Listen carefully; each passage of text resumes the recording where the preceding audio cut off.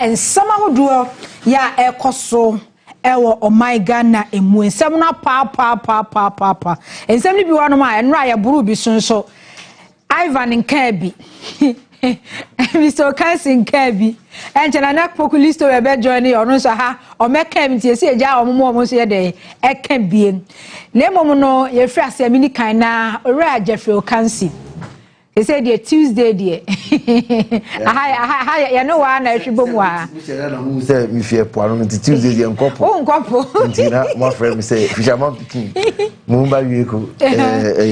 Tuesday dear, just activities no form. Yes, I want my pass me. So I can go for a share that.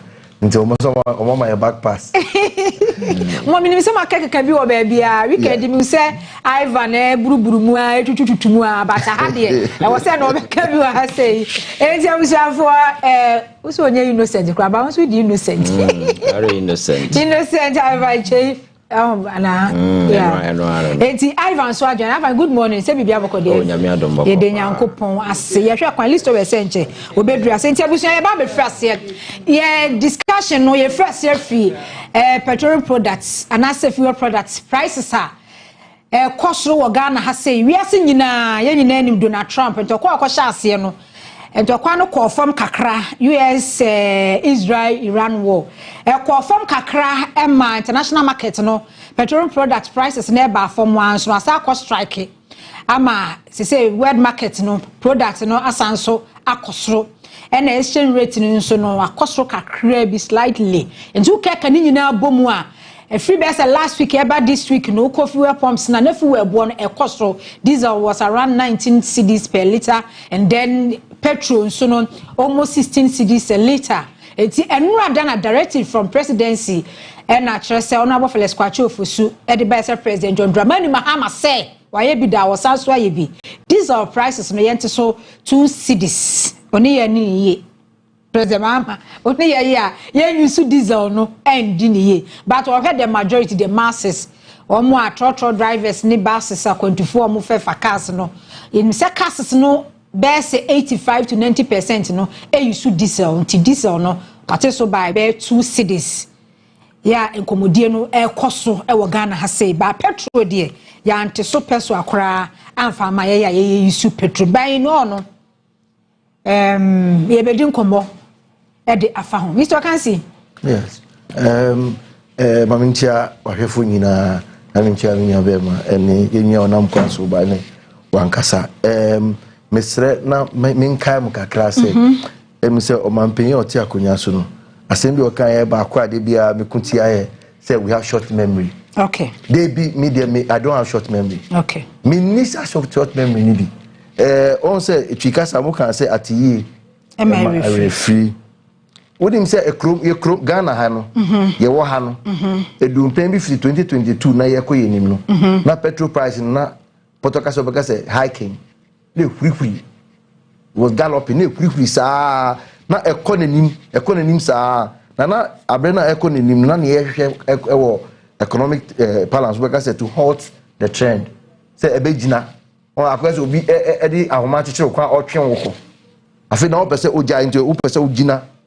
So in economics in crap no can yemfa ne say ka abre na aban fufuro we eje tumi no ese obehwe Ghana so no se ka omutumi ma ne gina ekeke halt it say o mama price na ankosoro biom krapo e na egina ho saa for 1.5 years your government any reasonable person obi a ne team enka no obebo nsi mama no esa said ne na ekoso ne say ne ye twe nko saa emese wo niama nti nia na ese o ye pebe ne say to halt it mayengina onse okọ asore mutu enyum bi se ehin na ye rekọ so ka sa anyu na ye mubim na ye confused o sori anopa na price na kosei achia kosei o sori anopa petrol no eko ni sei na anwa gallon no so ko ni sei enti na ye pese ye gina na ye confused we be museum perplex ye tim na enko yi enti na ye to obi odi be gina halt it keke ka 1.5 years no aye ade papa enso eno enya ankoya sa o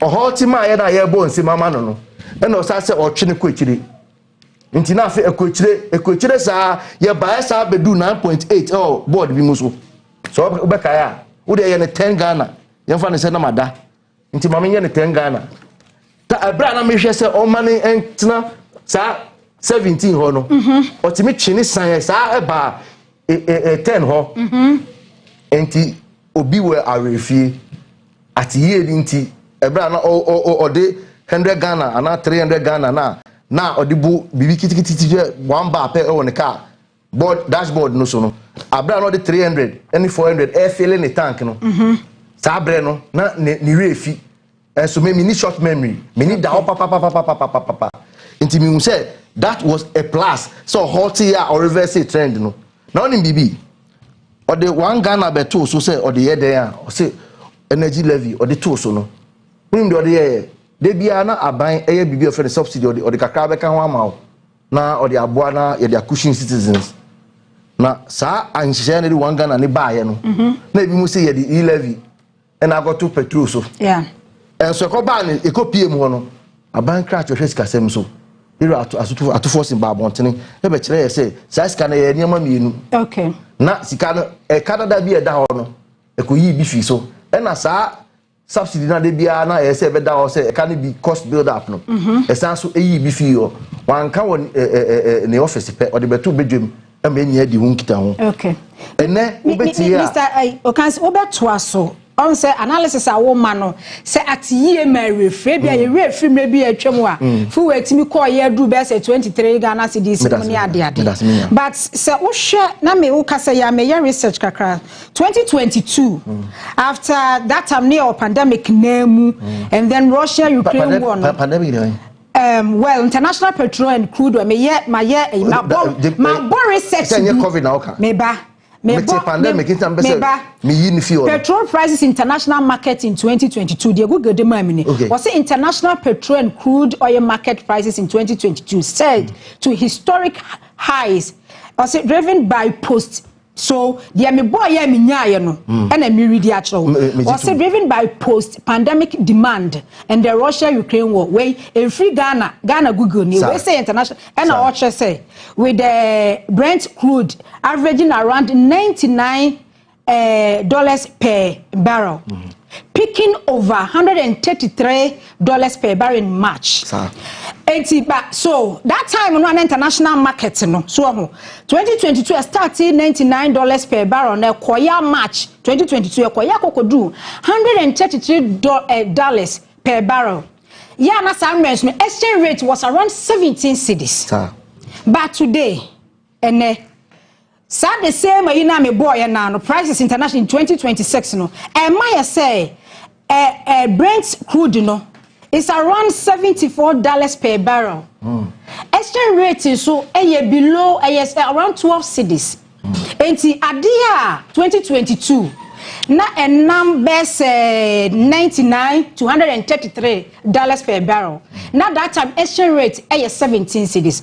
But ye can Ankara $74 per barrel.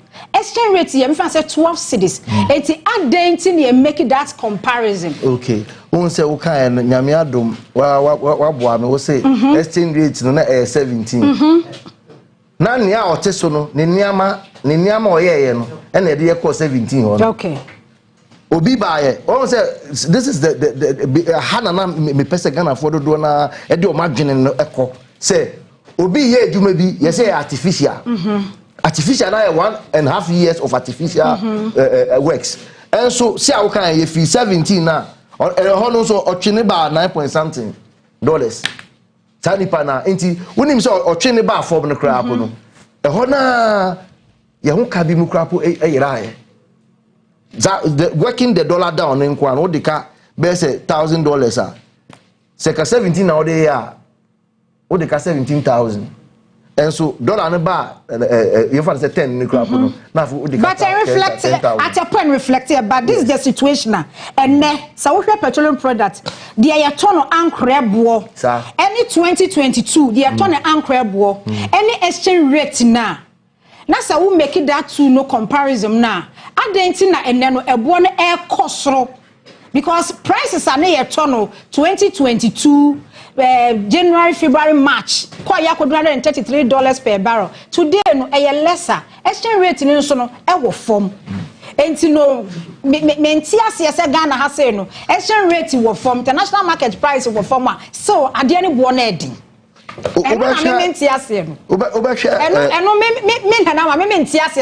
international market no say 2022 na price no $100 and $100 no na ye hia $1,700 Ghana cedis na be $100 say no 2022 and 2026 ade ne $80 ye hia $1,200 ne de kwa akoto but so ade ne bo ye den. Yes, but who said with all this you've said no obi abres ko hwe debt pile up na cost build up na da o maye no se si aro onu we no manage no enti sa infaso no enyina ye adwuma bia be ma hu enkodore ka so there's no debt stocking obi there no ye debt stocking okotoba talking enti eka esi o maye abusua ye din komodi afa fuel product hu komodi hu say de omode ase ye change because okoba bia enkomodie na ne say say no far better and yes I wish there far better because maybe do ya na ya pack cars na yentimi entu car enkwa adwuma trotro na yenyi na at a point ye fire abusiafo na na poku list well nana anopemi ma wachi ye nua se bibia boko ehu ane mehefo okay that's it enti Mr. Jeff bremne for no sina memra Ivan enti si awoka no enye se ne bo ne nkwa obeton wo fie nipa na ehia wo eka bi mu an sisi aban onye biom eka bi mu na ofa ehye na ni yem emaye no onje eno ento biom na sisi abahe no in the sight of the management na ne bo ne mu no every bia be man ho so say kai say that external forces say abontene ni ama bia na be twi price no say war now okay Russia Ukraine war no Russia Ukraine war no enra no pa na Ukraine still kitwa no krapo asate to twede e ma bro de wo badwe ho e ma okọ Iran so US so atias ngidi into about 4 countries or 5 countries in the war and in the face no niama be na wa ban ne ye at a point both petrol and diesel no oyi enka so e ma yen who says it's I've got to say at ye ma refi so wo kai sesi a no kai 2 Ghana ne pe na refi say wa ye ba ko deda say oye ba ko bi this year April nti ye analyst this year so for no ye de na de fa emotional ye fa no strategic view nti first one no oye ma yen and na osan ye san so 2 Ghana ye ko no ahon kire ne ba ye no wasan aye 2 Ghana cedis nti ya na ya hwe ne sa na onim bibi ade ba kom kan dia twato ne say second who can price na Mr. Okay bibi a me can say I don't have short memory enti mamenka wo say 2022 na obo price no na e ko nanim sa na 2024 no close no ahele ekodu ye wo work si ana 50 pesos 10 pesos 1 cedi etoton so ba ye no seka ono na ejama na in your analysis no e say wo seka ejama ono a kabadisa me nam 30 Ghana cedis it makes economic and mathematical sense say nkonta ebu mu no we de bia no bosome na otwe eda bia odibi eka ho say we be hotel no e no twemba ekire enti mema o remfi seka ejama kwame ata ne onim ye na kabadisa me nam 30 enti eno pa na hia pa o nkomodie mu say ofa a onim ye no de odwirigu nyama gu ye no seka o jama na by this time capeto no udilem e de gallon e na eto otina de obe use as I said fact and figures exist Ivan mama me also na mama mencha na mencha watie fa na mencha list o esia ya che yeah I think say ye kan amamu a ade ba kwa ye bu ye negu so ye say ye tesoro ye hye nema no ade bi ye ko iye ubie bukuruma everything look nice. But yeah, we don't turn attention to how nipa no mo man no mu no omo feeling under those conditions. So as a responsible government at any point in time there no we ya wonne ma no nyina wi you need to turn. Now we bisa ho say policies ne nhye ya media ba nyina no how are they impacting on the people because the whole essence of governance the impact enya on the people down there enti wo ye nema na se nipa no abrabo ene omo nema ene whatever you're doing ensinkia then I don't know where no. So it's good for a government to just turn around and say, if you look at all the global trends, especially when it comes to crude and then the Neamana, there has been some hike. Ghana for because my room fee. The entire Ghana for their buffo to abati akufuado ne say and Neamana na can ho na omo fuel our 19 cities a bit 20 cities. And we are government now you want to remain in the good books of the people. You make sure say you don't go above or you don't even get close. So you must always do things to ensure say you fall below. And say any mitigatory way be our habit me here to cushion na you need to do. And for me, that is what government has done in this particular instance. And it's a good example because you see, sometimes we look at the figure. There was a time at Sikaka Krebi free diesel, so now people na Sika where they Sika. Sometimes it's not city. Exactly.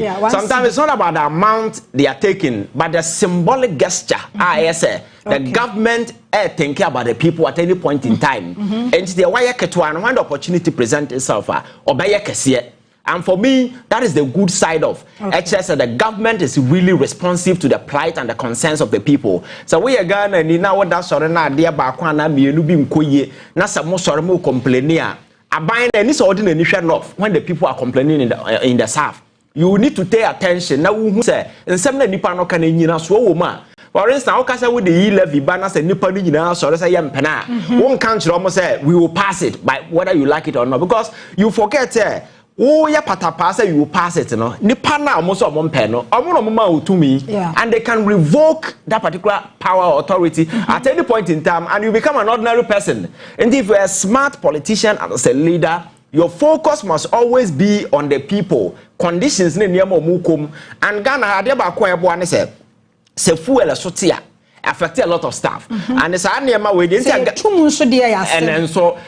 entire government taking this particular decision it says prices na diesel na kosoro kakra and it prompted many of the commercial vehicle way for no to say one kasa one hike price no so one hike fair prices and I say fair about affecting the people, and quickly government will have to go in and absorb some of these things. I mean, who's that way comparison be because about? Argument MPP for yes. Says a dollar to me cost 17 cedis. Yes. Now international market equaya $133. Now say dollar ye 12 cedis. Yes. Now say international market ye below best 80 cedis. And then thing was say this height. And that is a linear analysis. As I when I'm lying, so we are not trying to expand the whole conversation. Okay. We would have said. Under the same circumstance, na Ghana your energy sector debt and over billions of dollars. President Mahama ba na no ya okutia 1.4 billion. Nunti IPPs ne independent power producers yi ene omo ma ye oil no na se for na de so ba kaya aban sesa no na ye witness doom so because na ye a cardinal palia to the stand say sika be to yakra no so energy sector management no those monies na ye don't forget say yanso no ye net exporter of crude na say for so the money na within that enclave no is the same money and buying ebe use to clear some of these debt just to bring a relief. So it is not just about price and cost royalty. So it's also about managing the whole sector. Okay. So what I say because a price and cost from any automatic, but you need to also look at other considerations because any fuel na when no light obi na produce.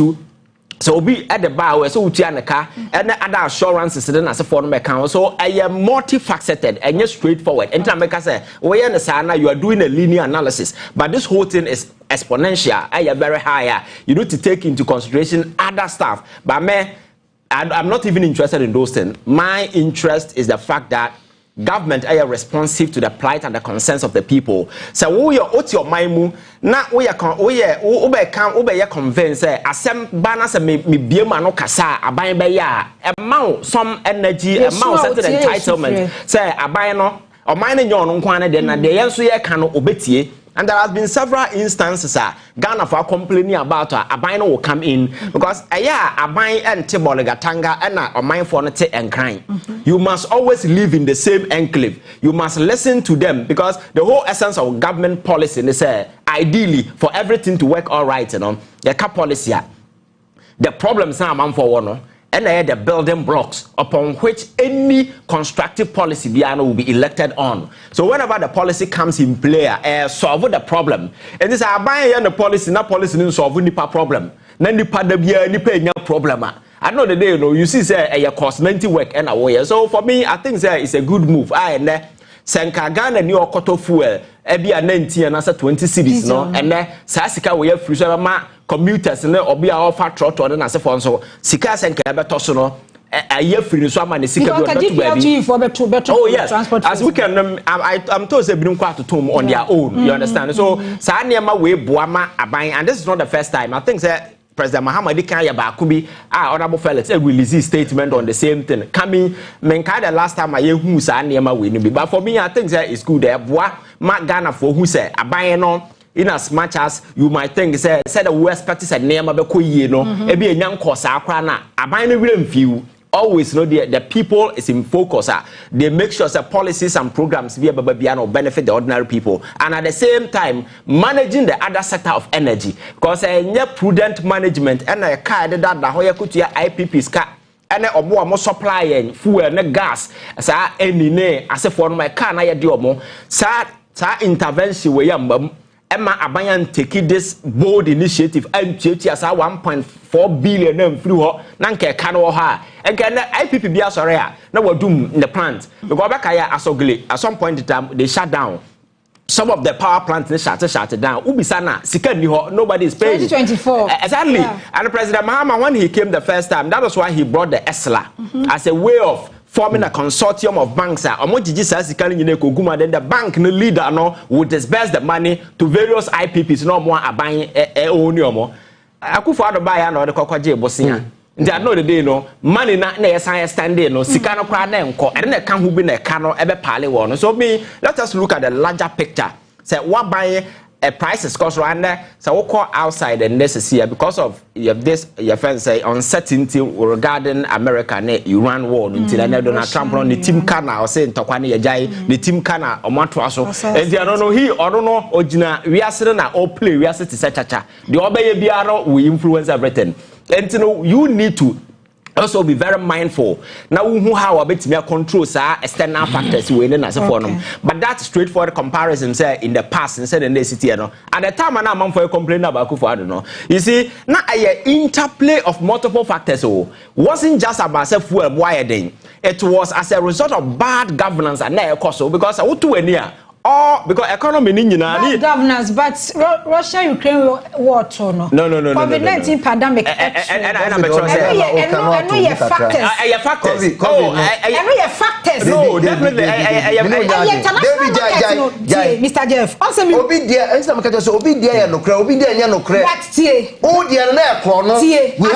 reports on the COVID. I actually say, aside from government, we say, corporate Ghana, they almost say, say global report no kaya no or say obi efie no emuna ye no anu ma no doso intenkran enso omo esu fie na papa na ngasa na eden we wi amuni bi akoma le girlfriend into tobo but it can't be the same but external factors ne say nana they be really chira wono globally no it's a global issue but it is not. May I ask a question?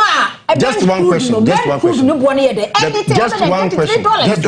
to say me external factors so can we but your internal Indiana and yes severe to say they move back to and now me can't say Enra na Ukraine akala mo ketwa no 2 draws so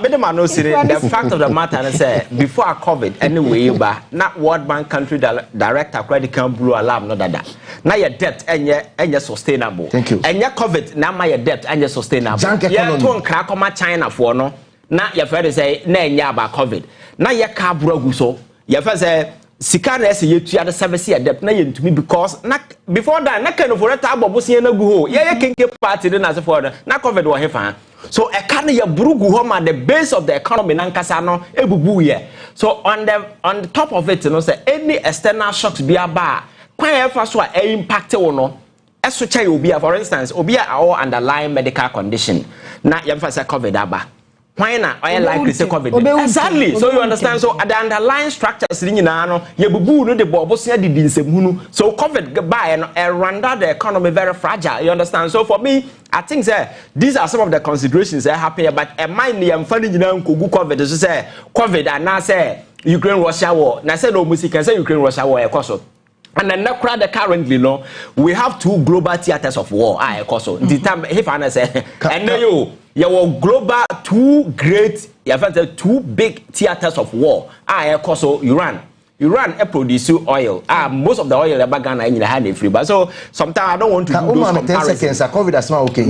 We are the only country. So sometimes I don't want to do that comparison. But you see, let us focus. There is this trend going on. Ghana, you know, how na buying edense say you go Ghana di hobetono. And for me that is good because you see the entire idea where you relieve ni say emre bi atwam.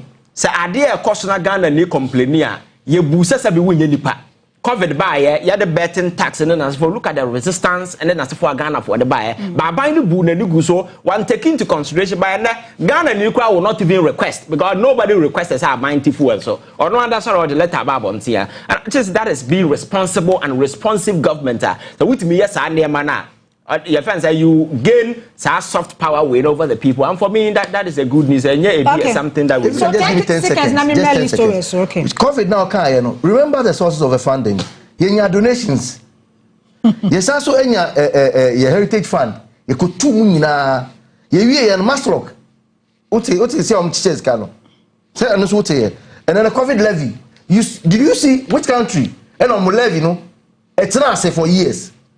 So don't let even get confused about it. Corporate Ghana, SOTC, SC Hospital, Emma donations. In the opa a debit na 5 or 6 areas here mabubui. Na chesika be munina in the Ghana is the only country I covered no or the good mind. Efa airport na sa 2 cities here ma no. Yam say we should state it clear. Transportation cushioning no. Any factories. You know most of the factories run on diesel. And economically, these are the 2 areas. Okay. And now, Tor now, a fuel on Tor, as a Pabia Pio, and then there's going to be crude to Tor from Ghana. The next phase, he said, the president has advised, say, payments no, in your Ghana city. So, okay. Economics, basic ones, I mean, in Asia. Okay. Now, I'm going to list over Brem.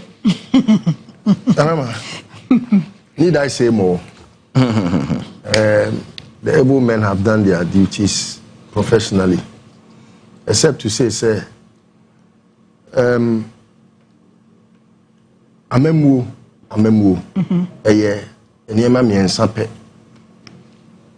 putting knowledge and sense together. Say, yes, manage BBA.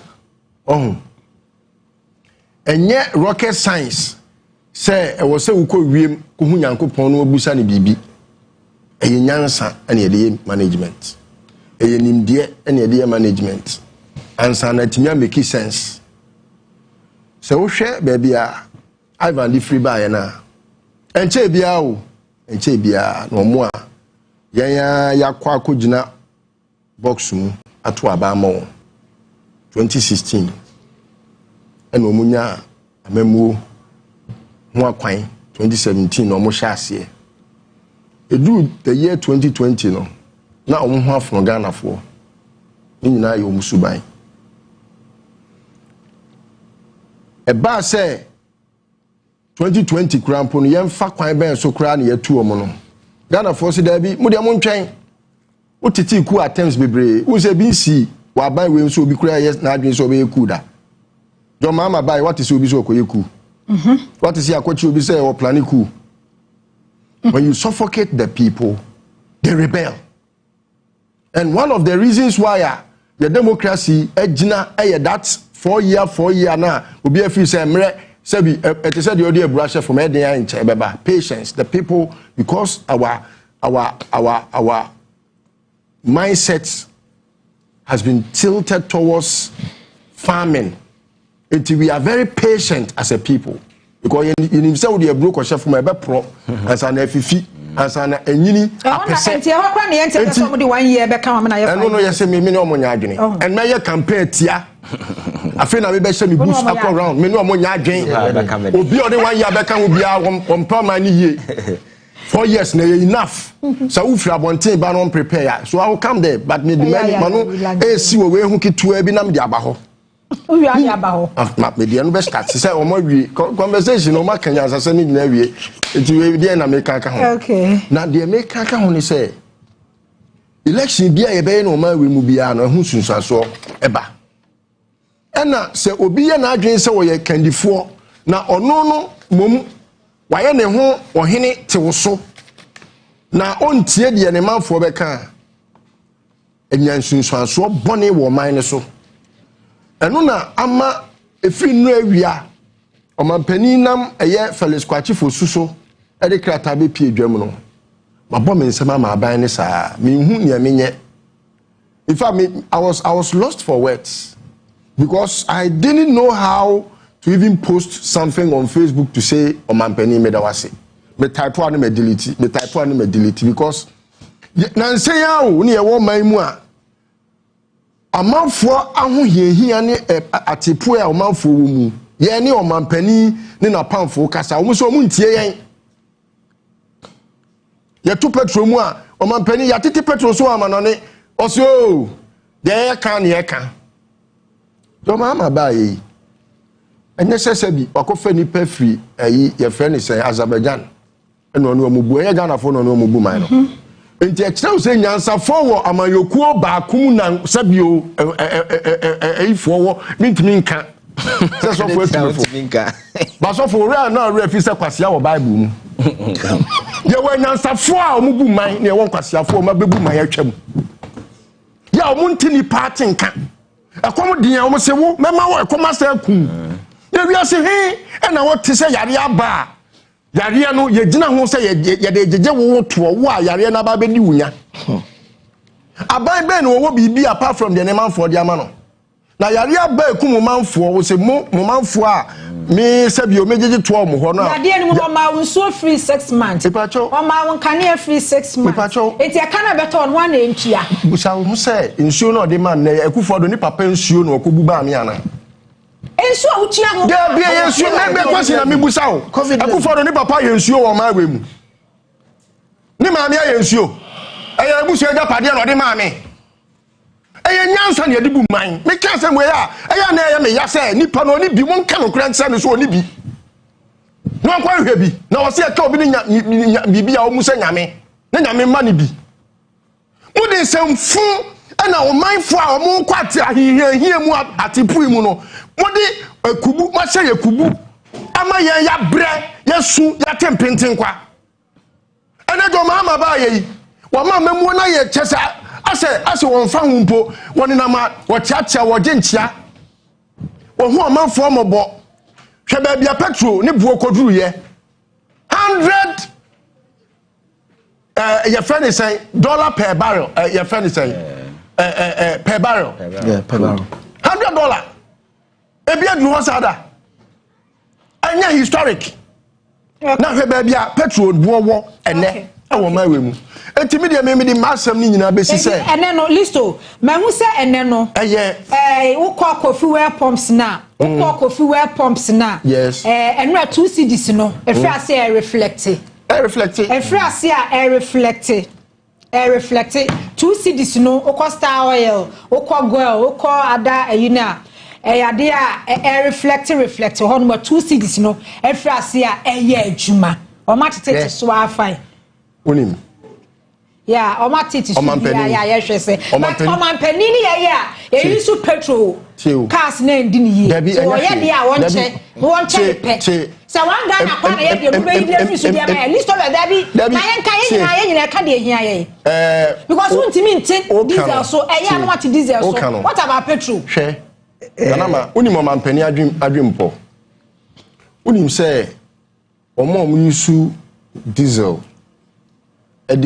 di akoniaba wo manwe mu no. Ye commercial business no. So chain omo yusu ye friend say petrol.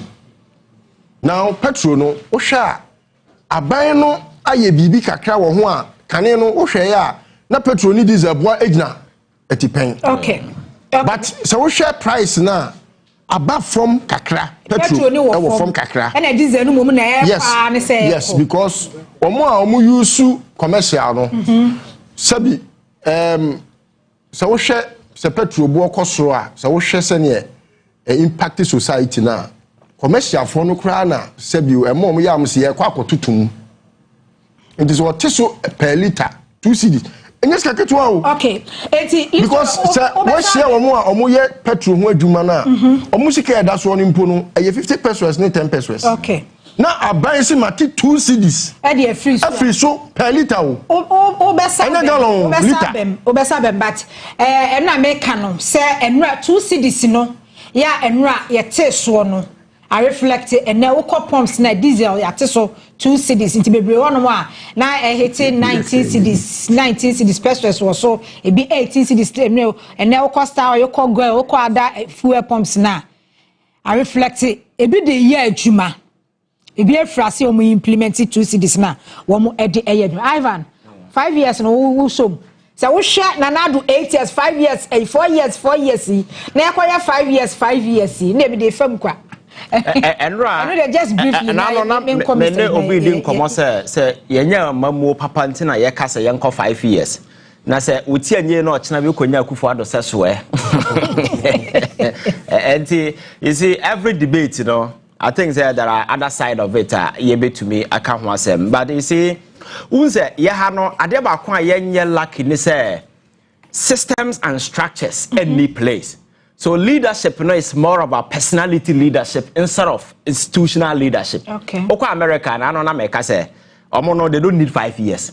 Because the systems and the structures have been built in such a way, say, Donald Trump or no, the machinery, say, the American economy, running, or more everything, no, you set the structure in place. Even when it comes to infrastructure, they have a long-term plan, short-term plan, and then medium-term. Everything is structured. We are President Obama. You cannot impact it much. And we American president, but be a woody unkui a foreign policy. A hot year until Donald Trump comes to yeah. Now, I'm talking about Oka. Only here, until now, they say young Konto as a forum. By a Hano, you're more of a personality leadership because structures and institutions. For instance, President Mahama, a free 2016. Look at hospital, Akesia, and the Neama, or I won't be. Aquabrane better so 8 years mas ane money na say yeah maybe say 1 year kan ho e bia nkotimi complete sa ane ma we nyina what say na exactly and obi nso say what about Akufo-Addo so bebo abrababo ne no nko no so nya 1 year kan ho say nko be wie ye nyina and there are other side of the conversation but for me we only go to Abamobi in anticipation say we are voting for a better person. So if we are voting for a better person there say nipa no spend 5 years I'm not sure that there's any problem. If we can also go beyond the personality leadership and begin to make institutions work. Structures and institutions are the machinery of economy, education, their finance, everything. When it comes to police recruitment and then as for no interference, the structure, everything. And the young president bar, also Benya Daje, Ebia, also bet me foreign policy, I count on quite then as a forum, so that the machinery is over. So for me, I think that is good. And the one thing I ever parliament, I'm more cap in the 30, no, I'm more the demographic representation. But I think for me is good because see, there are minority groups. 300. Yes. Yeah, there are minority group ya we den ono no nisika or the cost and so yanto abama no enti e be hwese youth ebia we have 2 people going to parliament ebia disabled people and people with disability ebia omu too yes so these are demographic representation but quite first be you no have to be decided for me it's good because bring it this inclusion Ebama obia sector bia no disabled way say nyom rep for parliament just on benyu fund direct exactly fund yes unlike na say me who say a local government minister or assemblies be assemblies no disabled for fund yeah pa no wache obi opa na obema opa you see say yes it's a good idea in as much as na ye capping no so a good because constituency no wintimi nyama we kwada sori na wa buy we buy no a capital 275 na demographic 24 eba be kan 30 ya wie so for me I think 300 ya wie I think there's a good na wie na me nko fa no we ni wie na me nko we ni so we dey be firm na me nko Mr. Kansi so adia e wo se nyina ye hu ne se obi bia wo abrabo yi mu a wa prepare ne ho so obe bibi no ohia emre dodo no de aye obi bia, and this is to tell all political parties say you don't need to come before you tell us your plan.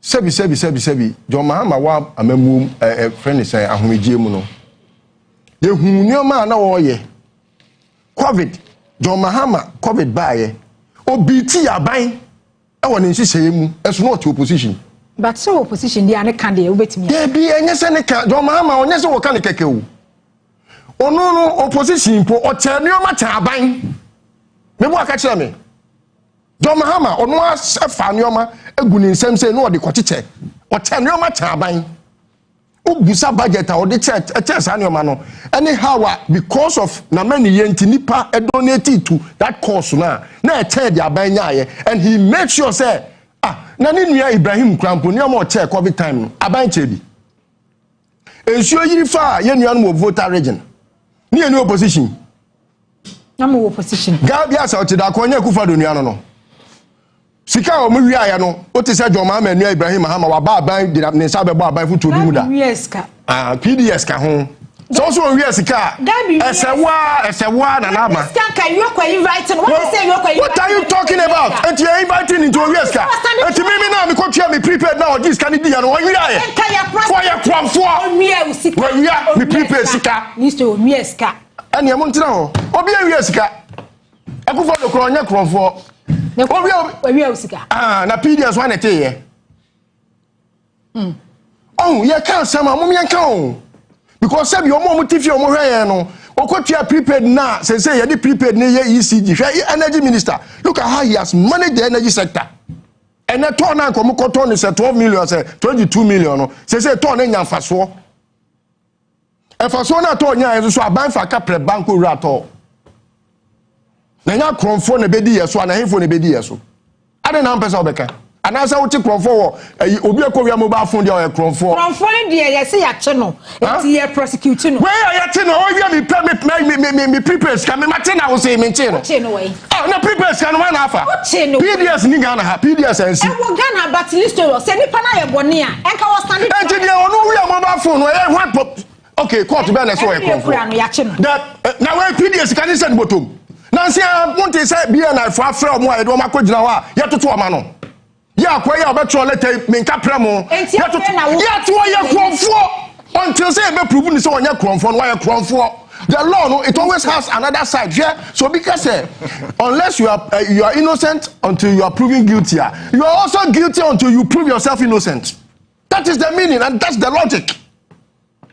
Etimaminka because they stole PDS ECJ ya hwadia ECJ ku for the papa na dija no e kan ajapade na kan hotel na o mkoton ye no ho e kan ho enya jana for dia na wo fa kwati kwan so the PDS koma unua ne ayesu baba onu na e 40% e na ku for do nua bomti enya kromfo na ebebu man a me kan wo pesa otuma no si aya kromfo na de yadim yanka ne pan do Mahama ya meka ente ku for do panin no ya yanka na nkola hu se pro no we fa mu man listo enkrata ben da ba bi e kire se Akufo Addo ye kromfo na Akufo Addo wie na Akufo Addo enti won wie ska o de gina ho a na me kwa Mary kura so de anka Akufo Addo ahwe anka na onidi a Mary ye yakwa to ya na don't let's go there because o man fo ne ebu afu ne efra bonten ba John Mahama ba ye ya otwetwe ne nansen kakra obetia kromfo ya antimi ame ye hu se atari general wo che kromfo onya kromfo wo ye kromfo na obi wi mobile phone na ya jai na court nka so ye kromfo ansa na waka so ye kromfo na ya wo pa juro ye no ye hwan wo pa juro ye wo hu se court aka so ye kromfo court nka so ye kromfo enso wo fi kujuro ye ade no dia wo kwa akwache no aya ten na court nka so ye kromfo na wo wi akwache no wo ye kromfo I make any pain and I careless because when you are or major party so then I'm back to the point.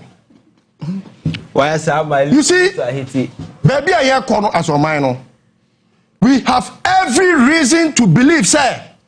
O man for no, ye nim nyansa wonim dia ya adwene ya adwuma because obi aba ko school enti sa na da se boa kwan so se me fa ha me sene ha me pese me ma omanfo na adwene yesa me de ma wia nso me de bekọ ene sa ne ma no nana ma hwe ba bia ya duru no when the street gets to a point where they believe say they can have quality leadership when the streets because they are getting wiser by the day and obi abako school obi abani abie obi abani ate when we get there my way ebe ungovernable etimesre okay say ense say no ya ni so say democracy obi aye me so ba meye na ekwaye say okay we mu de we upper class ye nka o masem we mu de o mu ye say ye nka o masem to fo no sima me wai na de gina ba bia ye gina no say de mu ma akoye say 4 years is not enough. Obi ba be di 5 years. Enfie nwotwe sika wo mo hoye ntimi nia no. Enfie nwotwe o. They cannot account for 10% of the monies they have accrued. That's why my anger stems from. Because if you have been given that 54 billion na John Mahama hwe nyoma ode ye 54 billion. Ekufodo onya more than 600 and something billion. Meboa. Again now timi hu say Akufo do de aye kwan o de aye we o de asi school again now di hu me hu bebre awa he Mr. Kansi again na wo Kumasi a wo krom a obetumi atere me say bibi wo Kumasi a tese kejeti a Akufo do na si ye again na tese Kumawu hospital Akufo do na si ye Sawia hospital ana say impo ye friend is saying formina okay medase ana ekuro ye friend saying baby am see 37 military hospital back na way e friend say e dey na wo Kumasi keke ye friend bibi financial decentralization so we divided that money no okay so my aferi okay uf aferi we divided that sika na omo je no within that 8 years no amongst the regions the 16 regions do you know how much every region will get we have been saying John Mahama time na 54 billion. Divide it among 16 regions. Divide the Akufo-Addo Diana amongst 600 and something billion no, amongst 16 regions. Okay. That is why. Mr. Kansi, Mr. Kansi, we are not angry enough.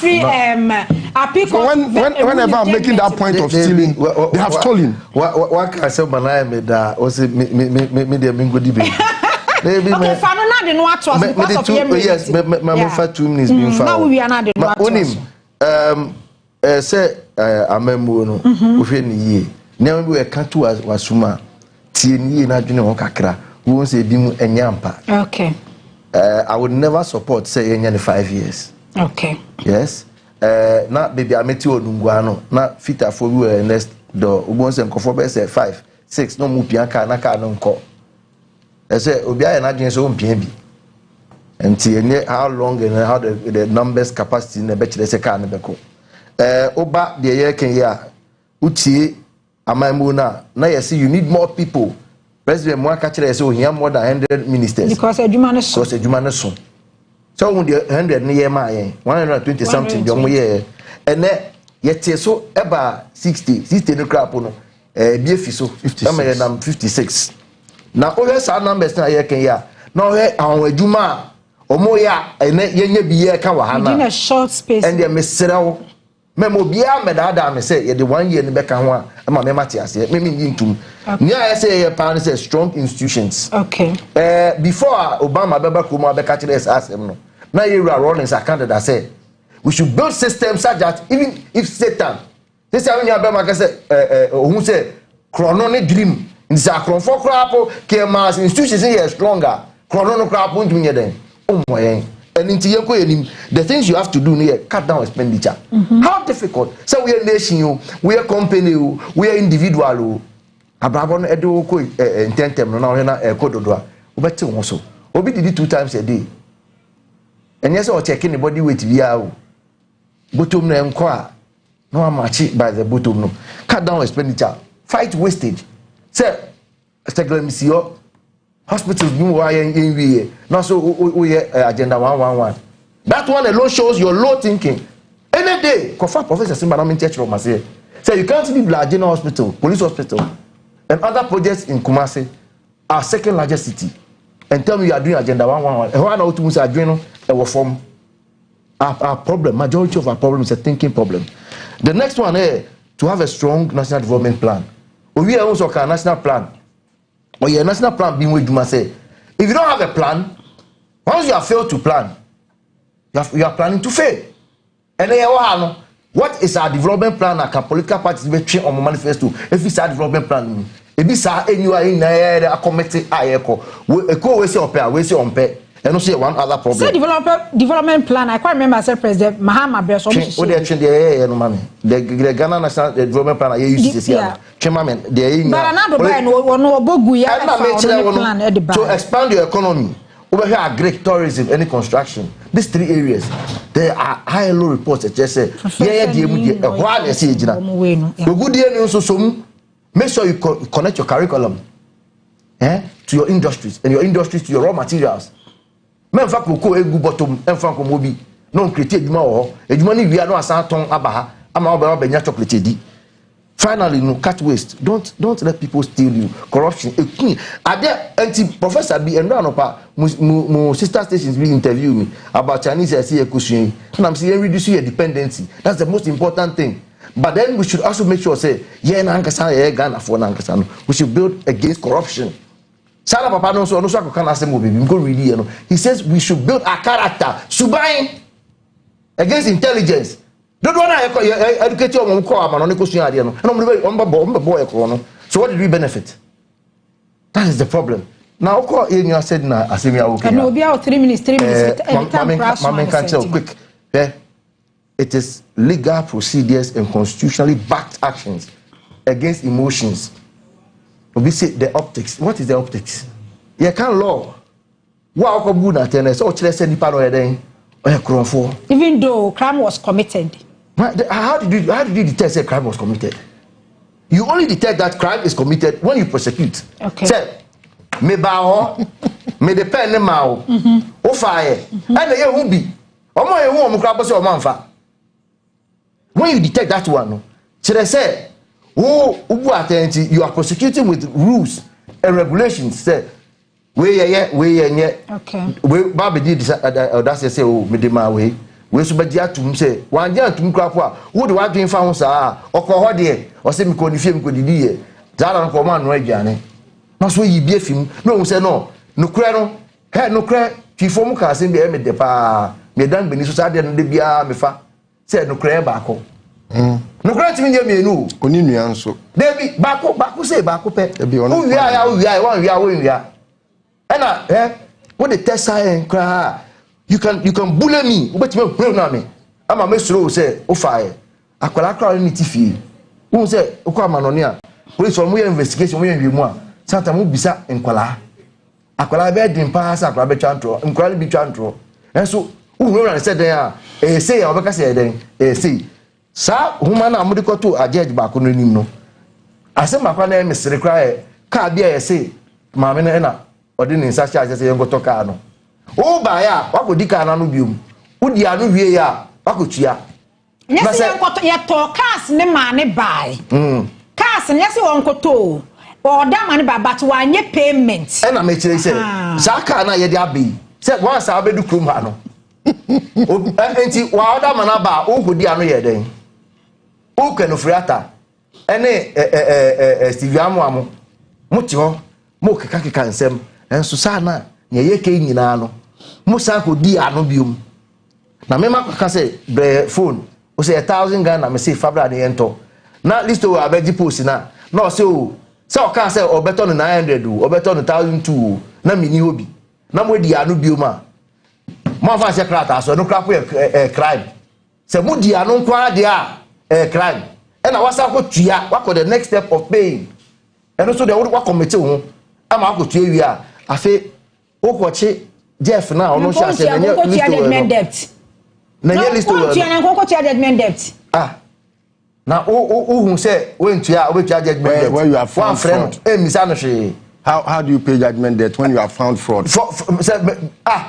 Unim. You claim it's for fraud. Said na man no mo tro e call judge back with him no. omo de omo ye no pepere so wo se wo adwenbone mu obi a okay nyame be yiwa ma sa nyama we bi se na bi yiwu ma na wo de ko ya se se ahwem nyina ajeji fo biensa no omo se nyama na wo de ba ye no mo hwe so a ye mfa mbu ni paten na obi su bi se asade na se na odin adwane ye na me bi se obo se tachu chikata wenjane no ekosi sen tachu chikata wenjane o obaye eda na se ni kosi sen abra omanpeyin kufo kan se wa ma no o de fache bia ma no se onpe ene efunfun e kankan onpe ampala me o fachi kata ko ye no otimi uhuru ne nsa okay entina obi so me time kwa Ivan Bremu mame yeah I think on this particular matter you saw the reaction on social media yeah. A lot of us were very politically it was some sort of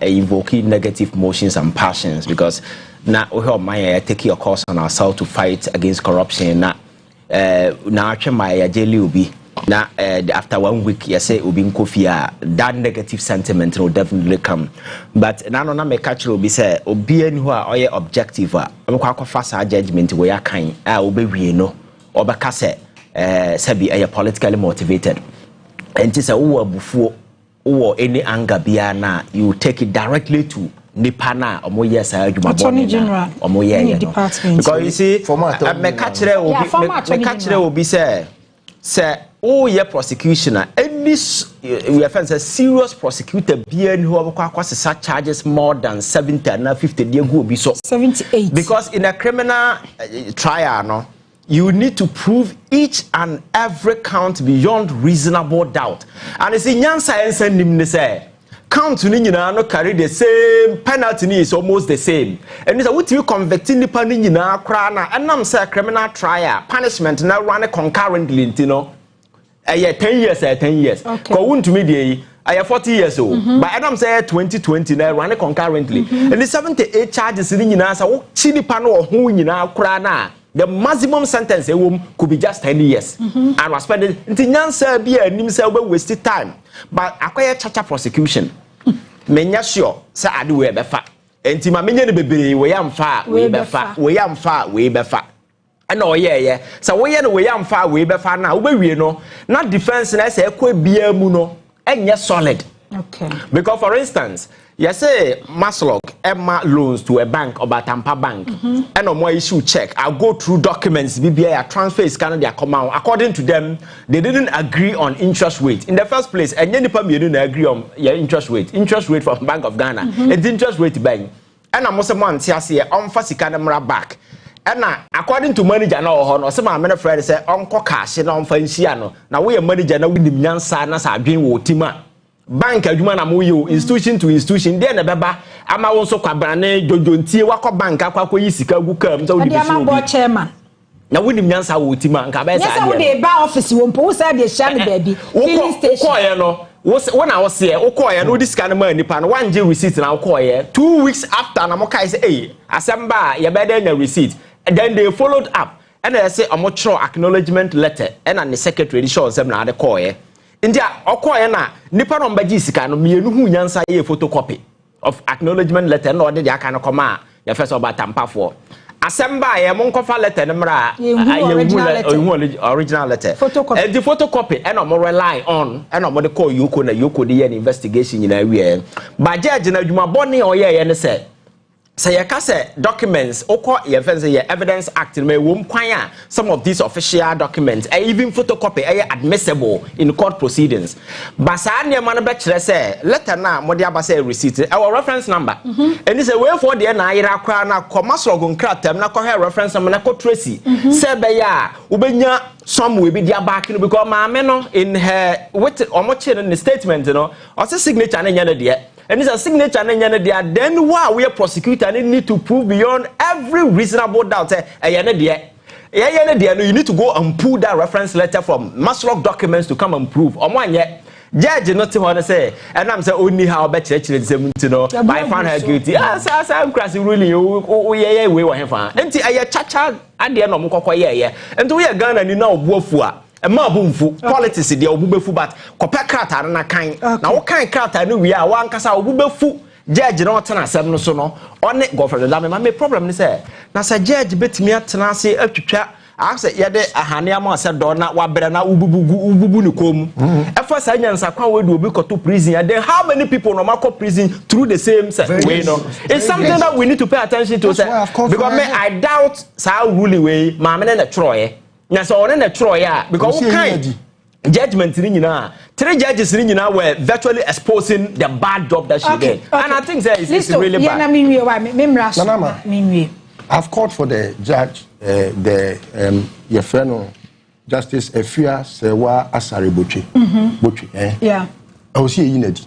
Okay, on the ruling she does not deserve to be at the bench. The General Legal Council must. I was here the General Legal Council where Obetimia connive with politicians to imprison and persecute, not prosecute. Quick one, do you know sir the judgment at that bad 3 or 4 you are setting aside? Yes, because unim where you be a Akufo-Addo no born a pa.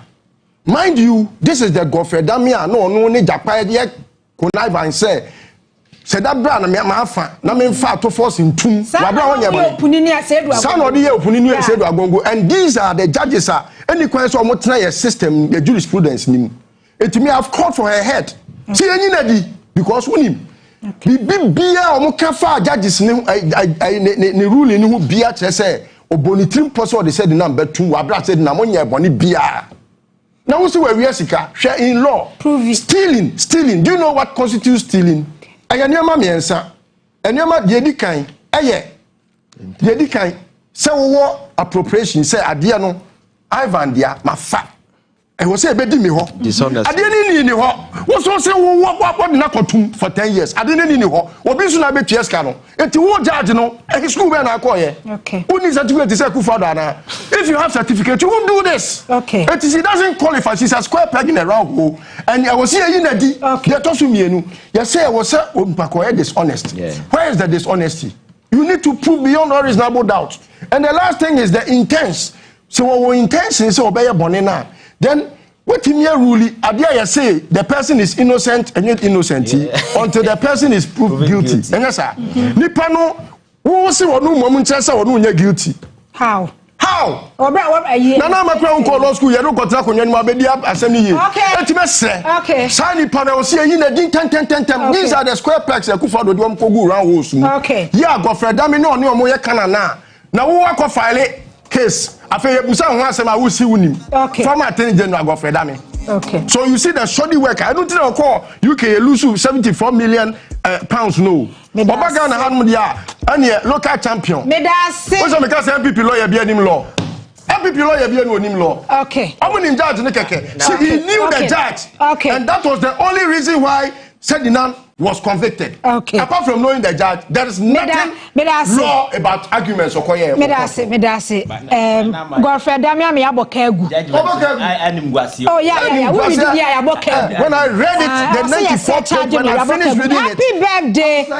Oh me abokegu see a search charge on okra me. And then they are calling for a try. I don't get it. Happy birthday to my sister Lorraine Amabatels. We say from Nana Amabatels. Oh, fashion or the TV. So who say Lordina Bia why you fire or no? Oh, okay. Amabatels, happy birthday. Joyce Bauer. Okay. Vice President in Kahun. Vice President Kahun. On Kahun. I was here for next Vice President in Kahun. Propaganda. Happy birthday to Ama. May you live to see the greatness of your great grandsons and daughters. Happy birthday to you, Ama. Happy birthday. Happy birthday to Kwame Chei Ejare Yamua. Kwame Chei Ejare Yamua. Yawo Riches of Glory Academy School from your dad and mom. Happy birthday to you, Kwame. I mean, shout God, nyame enshira pa. Na Kwame Chedi we skani pa, obrimpoka se pa. Jeffrey Okansi na na populisto well Ivan innocent, who so be innocent but our case now so dey from on to baby. Or lose on arrival. Na maja ko ya da munyina se Captain Smart ni abusia ni nyina da munyina se ochna anopa ye be sanso ne mu edi nhye mu be wodi amachi dwumadi so. We love you. Ochna be san mo hia bi. Every night I did think of you, more times I did think of you,